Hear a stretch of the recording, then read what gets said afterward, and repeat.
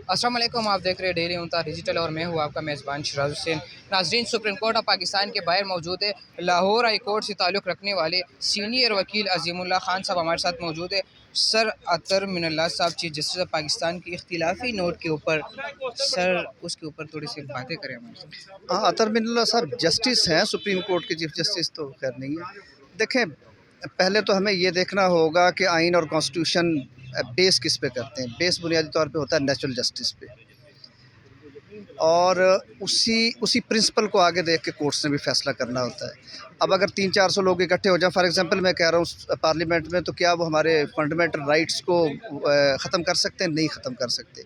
क्या वो किसी की मजहबी आज़ादी को ख़त्म कर सकते हैं? नहीं कर सकते। इसी तरह ही कोर्ट्स ने भी जो भी डिसीजंस देने, वो यूनानिमस हो, उसमें इख्तिलाफी नोट आए, उसमें उन्हें मद्देनज़र रखना होगा कॉन्स्टिट्यूशन की विल, कॉन्स्टिट्यूशन की रूह।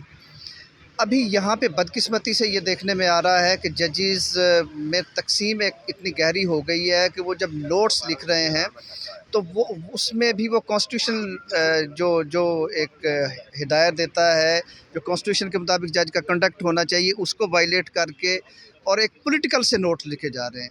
ये भी ऐसा ही है। इससे पहले हमने जस्टिस मंदोखेल का देखा है कि एक दिन वो बैठ रहे हैं, एक दिन वो उसकी फेवर में राय दे रहे हैं, अगले दिन वो अपने आप को हटा रहे हैं। तो ये सारी की सारी चीज़ें, इनको कॉन्स्टिट्यूशन बैक नहीं कर रहा। किसी भी तरह से इनके लिए कॉन्स्टिट्यूशन में कोई ऐसा मवाद मौजूद नहीं है।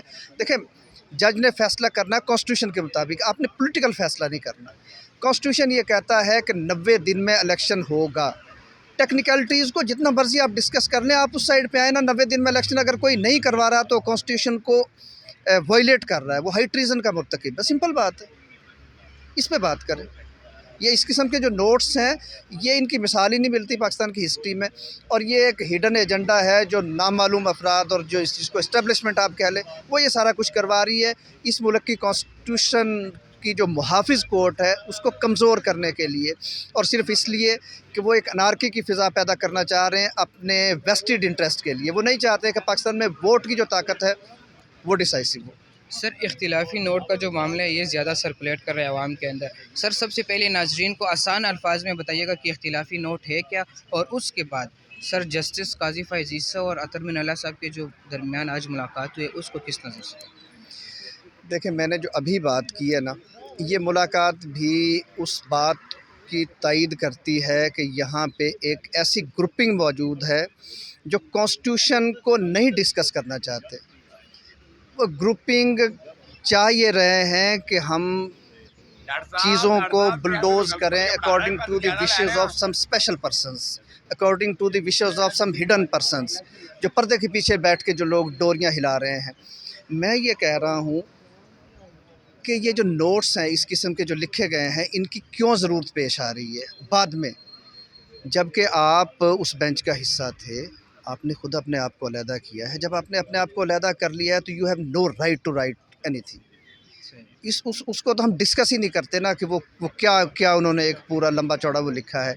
एक आदमी जिसका ताल्लुक ही उस बेंच से नहीं रह जाता, या तो आप उधर बैठ के केस को सुने, वकला के आर्गूमेंट्स को सुने, आप उनसे काउंटर क्वेश्चन करें जो जजेस करते हैं बेंच में बैठ के, उसके बाद अपना व्यू दें। आपने अपने आप को अलहदा भी कर लिया है तो आप कैसे नोट लिख सकते हैं, आप कैसे उस पर कमेंट कर सकते हैं? सर, जस्टिस काजी फ़ाइज़ ईसा साहब के तकरीर पार्लियामेंट में, सर क्या एक मुमकिन चीफ जस्टिस ऑफ पाकिस्तान को इस तरह तकरीर करनी चाहिए सर? देखिए, पहले तो ये है कि वो पार्लियामेंट में नहीं है, वो पार्लियामेंट का सेशन नहीं था। मतलब वो बिल्डिंग इस्तेमाल हुई है। बिल्डिंग, वो पार्लियामेंट का हॉल इस्तेमाल हुआ है। वो एक सेमिनार था जिसमें कुछ पॉलिटिकल पार्टीज़ के लोग थे, कुछ पार्लियामेंटेरियंस थे, कुछ एक्स पार्लियामेंटेरियंस थे। इससे पहले मिसालें मौजूद हैं कि पार्लियामेंट में चीफ जस्टिस साहब को इनवाइट किया गया और वो वहाँ पे तशरीफ़ लेके गए। लेकिन ये इस दफ़ा एक गलत ये रवायत इसलिए पड़ी है कि इस दफ़ा जस्टिस काजी फ़ाइज़ ईसा साहब ने वो जो हायरार्की है सुप्रीम कोर्ट की, उसको वायलेट करके और वहाँ पे वो गए हैं। होता तो ये है कि एक इन्विटेशन जाता है सुप्रीम कोर्ट के नाम, और supreme court means chief justice. देखिए, एक चीज़ ना हमें बहुत याद करनी होगी। ये जो खित्ता जिसको हम पाकिस्तान कहते हैं, इसमें 1893 में बनी थी हाई कोर्ट लेटर्स पेटेंट के ज़रिए। सबसे पहले चीफ जस्टिस होगा, उसके बाद कोर्ट है। सबसे पहले चीफ जस्टिस ऑफ पाकिस्तान होगा, उसके बाद सुप्रीम कोर्ट। अगर चीफ जस्टिस ऑफ पाकिस्तान नहीं होते तो कोर्ट नहीं होगी, कोर्ट अबालिश तस्वर की जाएगी। काजी फ़ाइज़ ईसा साहब को भी डायरेक्ट चीफ़ जस्टिस अपॉइंट किया गया था, चूँकि बलूचिस्तान हाई कोर्ट में कोई जज नहीं था, इनको जज नहीं बनाया गया था। पहले इसका मतलब ये है कि चीफ़ जस्टिस के वजूद के साथ मशरूत है कोर्ट, चाहे हाई कोर्ट है चाहे सुप्रीम कोर्ट है। अगर आप उस अथॉरिटी को वॉलेट करके वहाँ पे जाएंगे और फिर आप मासूमियत से कहेंगे जी मुझे तो ये कहा गया था कि यहाँ पे पॉलिटिकल तकरीरें नहीं होंगी, और भाई पार्लियामेंट में अगर पॉलिटिकल तकरीर नहीं होगी तो कहाँ होगी? आप ना जाते। आपको किसने कहा था? अगर होती भी तो आप सुन ले, आप सुन लें, वॉक आउट कर ले उधर से। नहीं, इतनी तो अखलाकी ज़रूरत थी नहीं ना। आप तो वहाँ पे ये बता रहे हैं कि मेरे वालिद ये थे, मेरी चची वहाँ पे मेंबर थी। और भाई ये तो हम लोग जो पॉलिटिकल वर्कर हैं ये बताते हैं ना, मैंने वो किया था वोटर्स को अट्रैक्ट करने के लिए। जज का तो कंडक्ट ये होना चाहिए कि वो पर्दे के पीछे रहे, लोग उसकी शक्ल भी ना जाने, उसके फैसले बोलें बस। ये तो एक अजीब सिलसिला चल पड़ा है कि आप मीडिया के सामने अपने आप को कर रहे होते हैं बिला वजह एक्सपोज। सर अभी चीफ जस्टिस ऑफ पाकिस्तान के पास ये इख्तियार होना चाहिए या उनके पास ये इख्तियार है, अगर कोई जस्टिस उनके अंडर काम करने वाला कोई चीफ जस्टिस सर वो इस तरह तकारीर करे तो सर अभी देखें ये मुमकिन तौर पर ये बताया जा रहा है कि सीनियरिटी के लिहाज पर चीफ जस्टिस को मुंतखब किया जाता है, तो सर क्या अगर कोई बंदा इतना मुतनाज़िया भी बन जाए और उसके बाद भी सीनियरिटी के ऊपर आ जाए तो क्या समझते हैं? नहीं, उसके हवाले से कॉन्स्टिट्यूशन ने तरीका दिया है ना। अगर ये महसूस हो चीफ़ जस्टिस ऑफ पाकिस्तान या किसी भी जज को या सदर पाकिस्तान को या इस मुल्क के किसी भी शहरी को कि फ़लाँ जज ऑफ हाई कोर्ट और सुप्रीम कोर्ट और any courts inside the Pakistan वो अपने फ़राइज़ अकॉर्डिंग टू द कॉन्स्टिट्यूशन नहीं अदा कर रहा, तो उसके ख़िलाफ़ आप एक रेफरेंस फाइल करेंगे सुप्रीम जुडिशल काउंसिल में। Supreme judicial council has to discuss and prove the matter, उसके बाद ये होगा। अभी तो उनके ख़िलाफ़ ऑलरेडी एक रेफरेंस मौजूद है और वो अभी तक सुप्रीम कोर्ट से विड्रॉ नहीं हुआ। अभी तो वो पहले ही मुतनाज़ हैं, पहले ही उनके ख़िलाफ़, उनकी फैमिली के ख़िलाफ़ एसेट्स बियॉन्ड मींस का एक चल रहा है। जज के ख़िलाफ़ तो खैर वैसे ही ये इल्ज़ाम ना इतना ख़तरनाक है कि अगर ये लग भी जाए इल्ज़ाम तो ये मैं समझता हूँ कि जो आदमी दुनिया के फ़ैसले करेगा, जो इस मुल्क की सबसे बड़ी अदालत में बैठ के इस मुल्क के 22 करोड़ लोगों की किस्मत के फ़ैसले करेगा, अगर उसके ऊपर ये इल्ज़ाम भी आ गया तो ये बहुत बड़ी बात है, बहुत बड़ा सवालिया निशान है कि ये नौबत क्यों आ गई कि आपके एसेट्स इतने कहाँ से आ गए कि आपको ये जवाब देने के लिए बजाय इसके कि आप वो मनी ट्रेल दें, आप कहें जी कि मैं तो प्रिविलेज्ड पर्सन हूँ, मेरी तो मिसेस जो है ना वो फॉरेन सिटीज़न है, तो वो यहाँ पे जवाब दे नहीं है। ठीक सर, आखिरी सवाल करूँगा सर, ये बताइएगा बजट नहीं दिया गया इलेक्शन कमीशन ऑफ पाकिस्तान को हुकूमत की जानिब से, सर कानून क्या कहते हैं?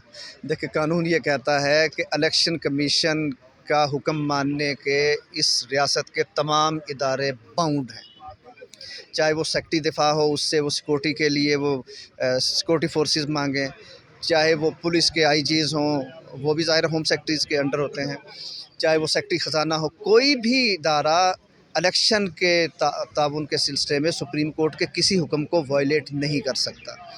इस हवाले से एक इख्तियार तो सुप्रीम कोर्ट अपना इस्तेमाल कर रही है कि हमारे ऑर्डर को वायलेट किया जा रहा है, जैसे आज हम बात करें। दूसरा इख्तियार इलेक्शन कमीशन के पास खुद है, वो कंटेम्प्ट के नोटिस इशू कर सकता है। इससे पहले इमरान खान साहब को कंटेम्प्ट के नोटिस, पीटीआई की बहुत सी जो क़यादत में बहुत से लोगों को कंटेम्प्ट के नोटिस इशू हुए। भाई उनको अगर छोटे छोटे बयानात पे आपने कंटेम्प्ट के नोटिस दिए हैं, तो यहाँ तो इस इदारे की साख का मामला है, 2 सूबों में इलेक्शन का मामला है, पाकिस्तान की ऑलमोस्ट कोई 65% 70% आबादी की राय के इजहार का मामला है, तो यहाँ क्यों नहीं आप कंटेम्प्ट का नोटिस इशू करते? वो तो खुद कर सकते हैं।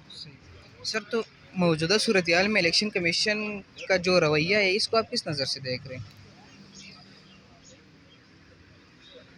देखें, इश्यूज़ बनते ही उस वक्त हैं जब इदारों में ऐसे लोग आ जाते हैं जो अहल नहीं होते उसके। इसमें गलतियां ज़ाहिर है हमारी पीटीआई की गवर्नमेंट्स की भी है, उन्होंने अपॉइंट किया था इन्हें। ऐसे लोगों को अपॉइंट कर दिया जाता है जिनके सिफारशी वो लोग होते हैं जो इस मुल्क में कॉन्स्टिट्यूशनलिज्म पे, जो जमहूरियत पे बिलीव नहीं करते। आज ये जो सारा सीन क्रिएट हो रहा है, इससे पहले भी इन्होंने एक दफ़ा इलेक्शन पोस्टपोन किया था जब खान साहब सारी 7-8 सीटों पे ज़िमनी इलेक्शन लड़ रहे थे जी, कि सैलाब आ गया। ननकाना में भी पोस्टपोन कर दिया था जहाँ पे बारिश ही नहीं हुई थी। तो ये इस किस्म की हरकतें ये पहले भी करते रहे हैं, आज भी कर रहे हैं। इन्हें तो नोटिस इस बात पे लेना चाहिए कि ईसीपी ने वो नोटिस क्यों नहीं लिया कि इलेक्शन कमीशन के हुक्म के बावजूद पंजाब में ट्रांसफ़र पोस्टिंग हो रही है, पंजाब में तरक्याती बजट वो खर्च किया जा रहा है। हालांकि ये तो डे टू डे बेसिस पे मामला चलाने के लिए गवर्नमेंट आई थी। जो काम करने वाले हैं इनके वो तो कर नहीं रहे, जो काम इनके नहीं करने वाले हैं उनकी तरफ इनकी तवज्जो है। ये सारी चीज़ें ज़ाहिर कर रही हैं कि कुछ हिडन हाथ हैं, कुछ नामालूम लोग हैं, एस्टेब्लिशमेंट कह लें, उसको जो मर्ज़ी कह लें, जो इस मुल्क की तबाही के दर पे हैं, जो इस मुल्क में कॉन्स्टिट्यूशन के मुताबिक काम करने की जिनकी जिनकी ज़िम्मेदारी है, उन इदारों को कंट्रोल कर रहे हैं। अब हमला सुप्रीम कोर्ट के ऊपर है और ये हमला हम कामयाब नहीं होने देंगे। हम आके खड़े हों। इख्तिलाफी नोट के हवाले से मैं एक सवाल करूँगा। सर, हुकूमत कहती है कि 4 दोषी फैसला है, सुप्रीम कोर्ट कहती है कि 3 दोषी है। सर, ये मसला क्या है? नहीं। देखें, एक bench chief justice of Pakistan ने बनाया और अकॉर्डिंग टू द रूल्स जो 1980 के सुप्रीम कोर्ट के रूल्स बने हुए हैं, उनके मुताबिक chief justice has the full authority to form a bench. उसमें से 2 लोगों ने अपने आप को अलहदा कर लिया कि हम इसमें नहीं बैठते। 5 जजेस रह गए, 5 में से 3-2 का फ़ैसला आ गया। 5 जजेस ने ही फ़ैसले पे दस्तखत किए हैं और कभी भी सुप्रीम कोर्ट का फ़ैसला ये नहीं होता कि ये जी 3 जजेस का फ़ैसला है। जितने जजेस बैठेंगे उनका यूनानिमस फ़ैसला होता है। इख्तिलाफी नोट अलहदा चीज़ है। ये नहीं कहा जा सकता कि ये 3 जजेस ने फ़ैसला किया, फिर उनके 2 के दस्तखत क्यों हैं? अब जो 2 जजेस अपने आप को पहले ही इस मुकदमे से अलहदा कर चुके थे, वो कैसे नोट लिख सकते हैं? जब उन्होंने अपने आप को अलहदा किया था, उस वक्त उन्होंने कोई रीज़न्स दी थी या नहीं दी थी? उन्होंने एक लिख दिया जी कि we are not ready to sit in this bench. Simple बात है, आप अलहदा हो गए हो।